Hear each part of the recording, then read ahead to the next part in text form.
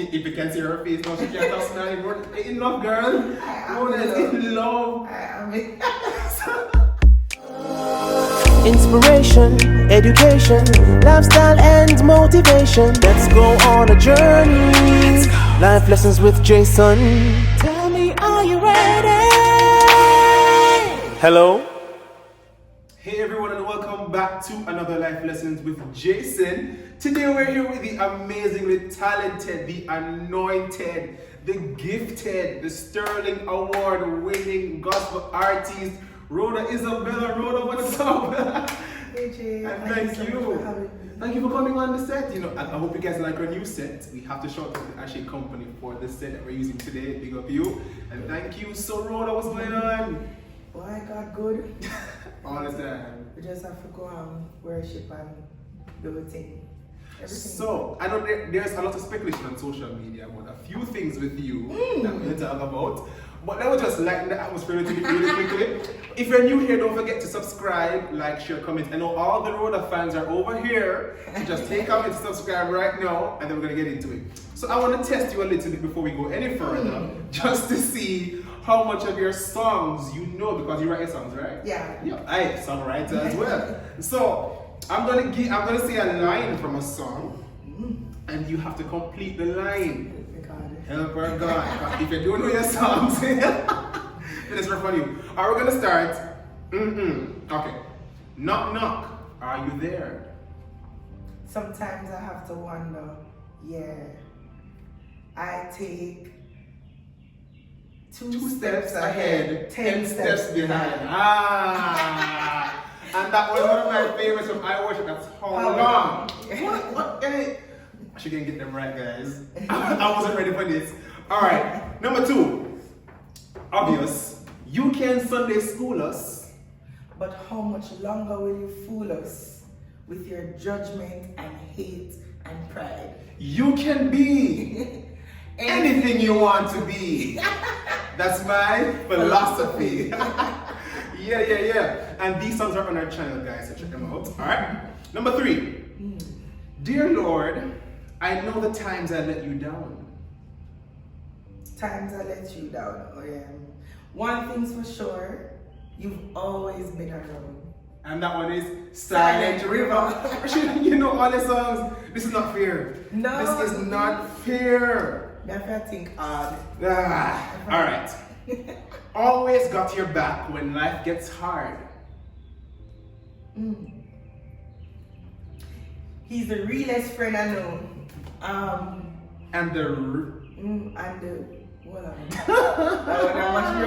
He's the realest friend I know and the greatest one around or man around? Greatest one around. Okay. That's my song, it's my song. And this one is pretty obvious. My heart is still beating, yeah. You said I'd live. You said I'd live. And that one is Still Breathing. And that was the Breakout Soda song. Yeah, but I want to know, because we know you now, we see you doing everything, but take us back to your musical journey.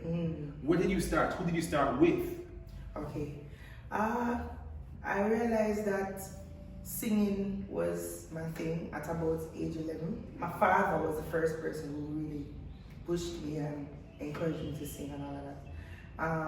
Growing up in high school now, fast forward, always have like a group. We had a singing group called Triple S. Always a high school group. Triple S. Triple S with Alicia Taylor. Oh, Ali from I Worship. Yes, and my other friend Shauna. So we started doing our thing. We went to a concert, ICF concert one time. Jeremy Edwards at the time was, fledgling, coming up. And he was closing the show. Yeah. So we sang and then he sang. And I guess he fell in love with our sound. So we just get a call after that. Say, when you can come sing back up for me. So wow. we say, alright, cool. So from ICF to sing with Jeremy Edwards to being I Worship to becoming Rhoda Isabella. So I know the comfort zone would have been the group and having Alicia and Gavin around. Shout out to them. Shout out. Yeah, man. So how did you feel moving solo? Was it easy? Was it hard? Was the reception great? It wasn't something I wanted. You didn't want to go solo? I didn't want to go solo. Ali actually said she was gonna go solo. Ali linked me one day, right about when I Worship. 1 year after I Worship's launch, Ali linked me and said, you know, she heard the Lord saying that she should step out now and do her ministry, and she heard that from me as well. Oh. And I said, well, you never tell me that. So I didn't know about that part there. Yeah. So she had started, and I was still with Jermaine doing background vocals. I guess the Lord really did say that because I just feel uncomfortable in that space. I was the only one left of all the background vocals that I started with. They were new background vocals, but you know, you never feel the same and all of that. So I say, I start feeling uncomfortable. God started trouble the water. Yeah. And I decided that I kind of was at a crossroad trying to figure out if I was gonna be done with music and just sing in my church and worship my God, or I should go solo. Because that was a comfort zone, singing in church was a comfort zone. Right. But I never wanted to go solo. I told the Lord, no, I don't want this, make this go on. But then you couldn't run from. Yeah, I mean, after speaking to some persons and asking them, you know, what do you think about this? They said, no, brother, you're mad. Everybody was just so upset, like, you cannot stop doing music. You have to continue. And so the thing that topped it off, you know, was a conversation I had with someone who's now very important in my life. At that time, he said to me, you know, like, if you want to stop. But I don't know if you want to send this message to our children that you should fulfill your purpose. Wow. And that kind of stick me up. That was a box. So that was the moment that I decided to accept the call. Alright, so moving into your solo successes and the solo launch, even before the success, the solo launch, the process of writing, creating, did it come easy? Were you easily inspired? Or was it like, yes, I know that this is what I'm supposed to be doing? I'm easily inspired, but I didn't know it at the time. I was so nervous. I was just like, Lord, the only writing I ever do was with iWorship. So how is it gonna go by myself? I don't have that support of 2 other people. Yeah. Spell checking, grammar checking, all of them something. But the Lord worked it out, and the songs came from experience. All of my songs come from a place of experience. So the inspiration. So the first one to come on the scene was Still Breathing. I remember the first time I heard that song, and I was stunned. Wow. One, it connected so deeply with me, and 2, the production value. I was amazed by the instrumental, the background vocals, the texture and sound of your voice, the layering. And I'm like, is this Jamaica? Like, when I said, for come on the scene and just do it so. Yeah. And but then I'm realizing in speaking to you that there was a story behind Still Breathing. Yeah. So what inspired that song? That song came about, I was having challenges. I didn't know it at that time, but now I have a little bit more language. But at the time I was struggling with depression, anxiety, you know, just that space of feeling like there's nothing to live for. I literally felt like I was going to die. I didn't know at the time that it was depression, as I said. So the only thing that could have come to my mind is, I feel sick, I need to go to a doctor. So I went to the doctor, went to several doctors, like 3 doctors, and did a full check, blood work, everything. Everything come back perfect and normal. Wow. So nothing was found wrong with me physically. But I realized after a while that it was just this depression and this anxiety that I was struggling with that made me feel like, you know, you're gonna die soon. Wow. So that song was birthed from that situation. Right. Yeah, and then I was so excited because I'm like, okay, all right, after Still Breathing, then we got the church medley, and that everywhere you go, as I travel, everybody's just traveling through the pilgrim, like everybody has traveled, And then the video was so high end and the energy was there.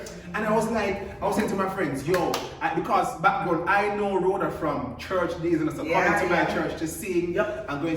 So I knew her from that time, and I was always a fan of her voice and her ministry.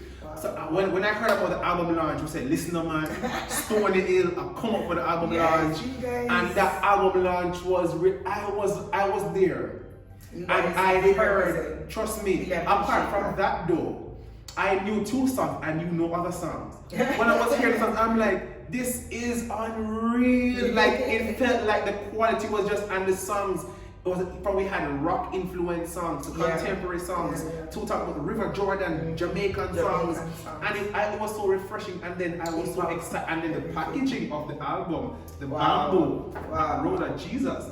So with the success of that now, and recognizing that the church medley is almost touching 1 million views on YouTube. My God, 1 million views. How did you handle that success? Wow, it's still something that I have to always just remind myself that I'm doing this for the Lord. It's God that did all of this. It's God that the church medley was the least thing I expected to blow up. I was kind of banking on maybe like a Silent River or another song to do that, but the church medley, I guess because it's so relatable, and Jamaican gospel culture loves that. You can't go wrong when you go old time songs. My God. You know, everybody, even people who are not Christian. That song playing everywhere. Dance, funeral, church, club, wedding,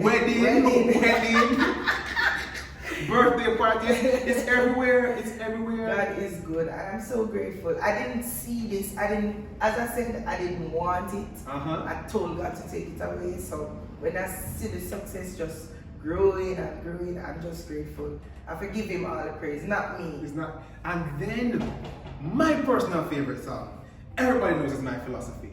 Love, cause the message is just amazing. You can be anything you want to be.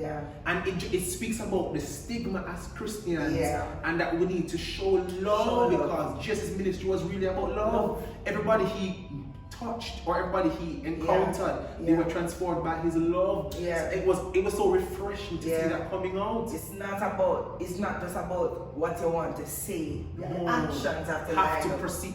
Come, Rhoda, come on, man. We start preaching today. Yes. But then, we have the success and everything. But then, let me go to my notes. On August 22, oh my God, 2020, on Instagram, our love story smells like laundry that was washed with my favorite Downy Unstoppable. That is lyrics, Rhoda. So somebody captured Rhoda's heart. So Rhoda found love. I don't know if you guys can see what is on the hand, but you broke. I'm going to put the pictures here too. Rhoda broke the internet with your engagement announcement. So if you can see her face now, she can't stop smiling. Rhoda in love, girl. Rhoda is in love. So how did that happen? How did that? Were you looking for love, or in following your ministry, everything just connected? Wow, as I said earlier, we were friends before. We actually dated once before in 2017, but it did break off and thing, and nothing bad, nothing drastic. We just decided that let's take up And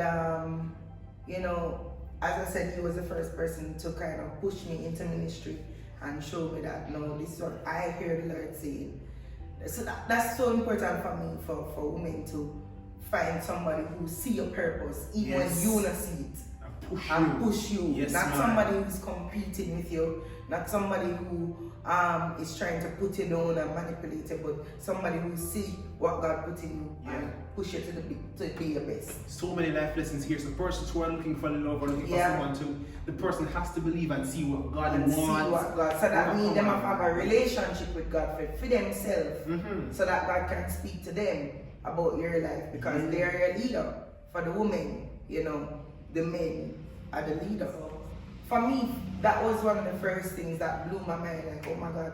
To be honest, from the first time I met him in 2017, I knew There was something. I knew that this man was it. I you know, so fast forward now when a little bit after the success of ministry, he kind of came back and our friendship rekindled and we're just in that space.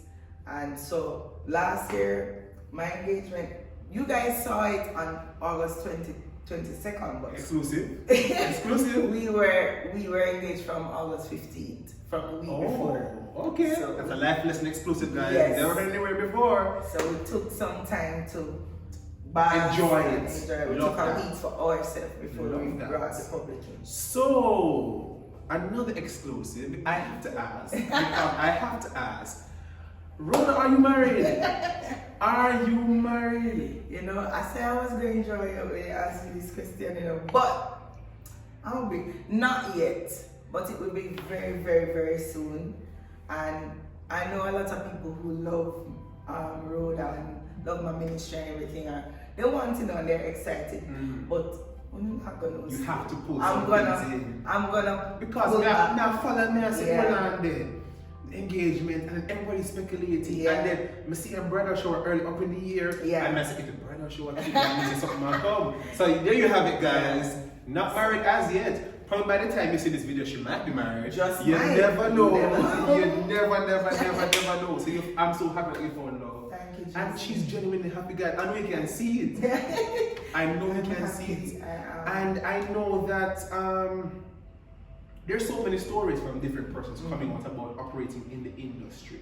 Wow. Even though you're in the gospel industry, we're expecting everything to be nice and dandy and everybody is on your side and there's no malicious intent, everybody's good. But what is your experience operating in the ministry? As in feedback from persons and reception and even trying to connect with other persons to work with them. Wow. My fiance would put it like this. I love this phrase that he often uses. It's an ant eat dog word. Wow. Not dog eat dog. Ant who is smaller than the dog is eating the dog. The nitpick. Yeah. So that's the culture. Church people are regular people just like unsaved. Yeah. So sometimes I know we're expected to kind of be different. God wants us to be different, but not everybody is at that place yet. Yeah. So we still have the struggles. But for me personally, I'm in the industry but not of it. You know, and I've always lived and tried to do my ministry from that place. Yeah. Just like what Jesus commanded us to be in the world but not of the world. Right. So you have to know yourself, you have to be strong. Being a female in the industry is very difficult because it's a male dominated space. Yeah. And you know, so sometimes especially being younger than the leading males in the industry, it kind of get tricky, but we try to show love and deal with people from that space. I think eventually everybody end up seeing who I am, who and my heart, and dealing with from that space. But it's definitely a lot of work having a team, have a full band, you know, of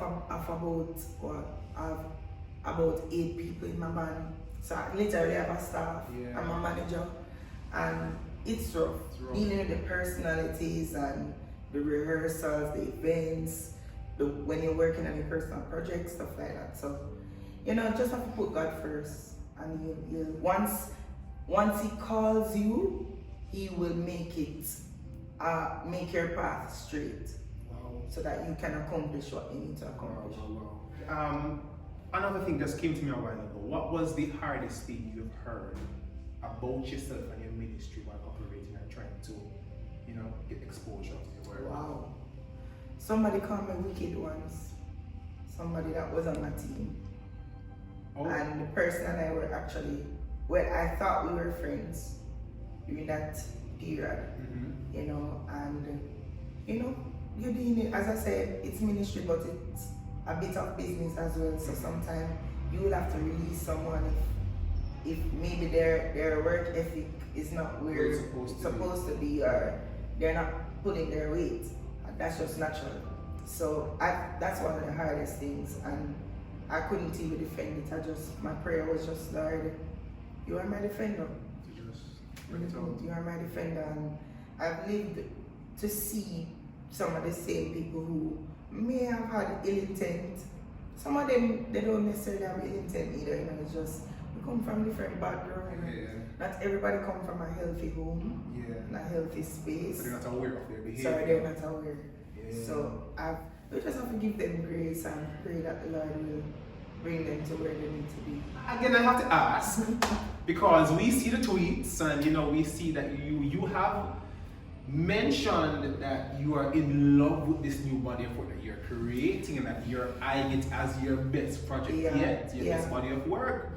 So you didn't know if you want to say nothing, but when can we expect like maybe a single, some new music? You can probably want to sing a little bit now for the I don't know. And when can we expect new things from Rhoda? Yeah, man. I'm working on a project now. I believe it's gonna be my best body of work, as you said. I love how you call it that. The Lord showed me, and from my works, the Lord showed me the type of songs that I've been writing since 2020. That has been absolutely mind-blowing. If you think Kingdom Road was eclectic in terms of taste, in terms of style, in terms of genres, this one is gonna be I'm so excited. bananas. Wow. Bananas. I can't wait. Definitely gonna be dropping some new singles. Probably about another month or two. Ooh. 2 months. So for you, the pandemic, the lockdown, it worked with your creativity. It did. I just look at this flower and just be like, oh, yellow flower, God, you are at my yellow flower. I write from that. A song came from that. So that's lovely. So I we're coming to the end of the interview, and I feel like I could talk to you forever, I could speak with you forever. But we have to be true to life lessons.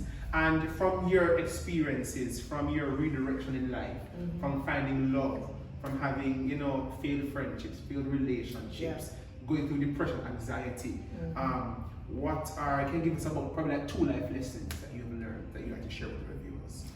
Yeah, wow. Be in control of your space.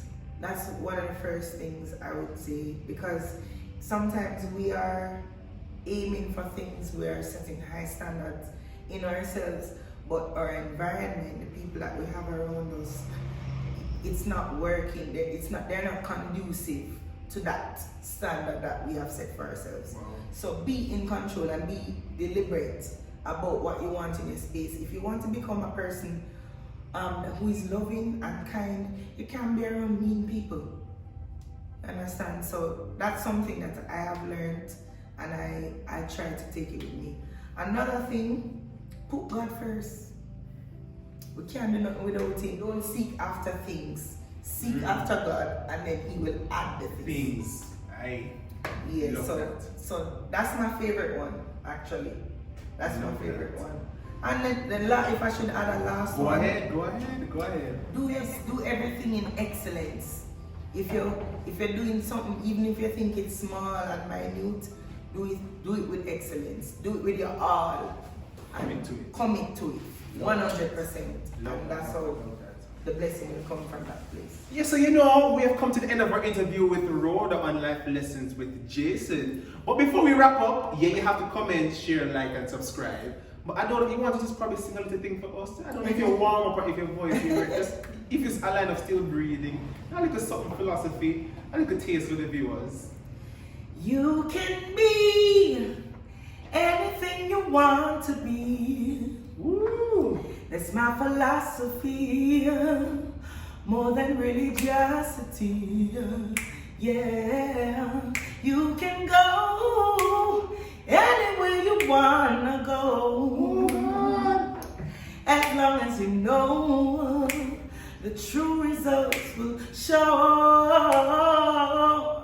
If your heart is filled with love, it could only come from the Father above. Say